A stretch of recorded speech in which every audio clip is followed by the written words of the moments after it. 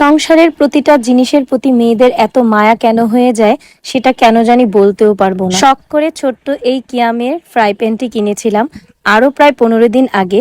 পুরনো কড়াইয়ের বদলে এই ফ্রাই প্যানে মাছ ভাজবো বা বিভিন্ন রকম ভাজা ভাজবো বলে। পুরনো সেই কড়াইয়ের সাথে আমার 8 বছরের সংসারের স্মৃতি জড়িয়ে আছে বলেই হয়তো সেই কড়াইটা ফেলতেও মায়া লাগে। এজন্যই হয়তো বলে পুরুষ মানুষরা ইট পাথর দিয়ে ঘর বানিয়ে দেয় ঠিকই, কিন্তু সেই ঘরকে থাকার উপযোগী বা মায়ার তৈরি করে ফেলে একজন মেয়ে মানুষ। বাংলাদেশের প্রায় অধিকাংশ মেয়েরাই তাদের সংসার আর সন্তানদের নিয়েই জীবন কিন্তু কাটিয়ে দেয়। তা না হলে যে মানুষটার হাত ধরে সংসার করতে আসে সেই মানুষটা সকালে বের হয়ে যায়, আবার রাতে এসে মোবাইল চালাতে চালাতে ঘুমিয়ে পড়ে। সেই মানুষটার প্রতি আর কতই বা মায়া থাকে যদি না সংসার আর সন্তানদের প্রতি মায়া। মাঝে মাঝে ভাবি কবে যে মায়ের মতো হয়ে গেলাম বুঝতেই পারলাম না। সকালবেলা ঘুম থেকে উঠেই দেখলাম বড় ছেলেটার শরীরটা মনে হয় ভালো না, তার অনেক মাথা ব্যথা করছে।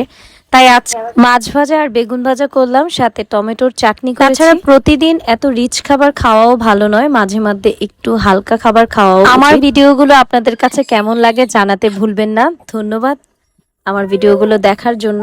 ভালো লাগলে লাইক এবং শেয়ার করে দিবেন। আমার জন্য, আমার সন্তানদের জন্য দোয়া এবং আশীর্বাদ করবেন।